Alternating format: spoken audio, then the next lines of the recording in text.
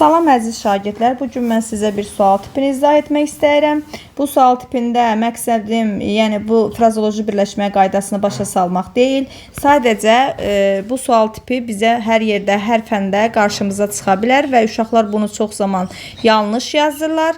Burada uyğunluğu müəyyən edin deyir bizə. Bizə uyğunluğu müəyyən edin deyərkən doğrunun altından doğrunu seçirik, doğru variantı. Yanlışın altından isə yanlış olan doğrudur. Yanlışı seçməliyik. Ancaq bəzi uşaqlar çaşaraq bu sualda yanlışın altından da doğru variantı seçir. İndi bir sual üzərində izah edim sizə bunu. Frazoloji birləşmələr 2 və daha artıq sözdən ibarət olur. Bəli, bu doğru variantdır. Bilirik ki, frazoloji birləşmələr 2 və daha artıq sözdən ibarət olur, həm də sabit söz birləşmələridir.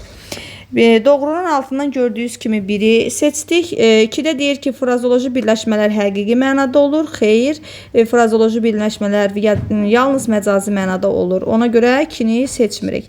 İndi isə keçirik əsas tərəfimizə, yəni əsas uşaqların çaşdığı məqam budur. Yanlışdır dedikdə biz yanlış olanı seçməliyik. Bəzən uşaqlar çaşaraq bu sualda, bu sual tiplərində doğrunu seçirlər. İndi isə biz baxırıq. 3-də bizə deyir ki, frazoloji birləşmələr sintaktik vahiddir. Xeyr, bu yanlış fikir olduğu üçün biz yanlışın altından elə uyğunlaşdırmada yanlışı da seçirik. 4-də isə bizə deyir frazoloji birləşmələr homonimliyi, sinonimliyi, antonimliyi olur.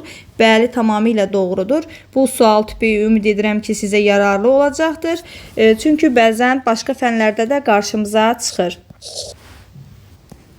Əziz dostlar, istəyənlər onlayn və əyan dərslərimizdən yararlana bilərlər. Bu nömrə ilə əlaqə saxlaya bilərsiniz. Sağ olun. Gəlin dərslərdə görüşərik.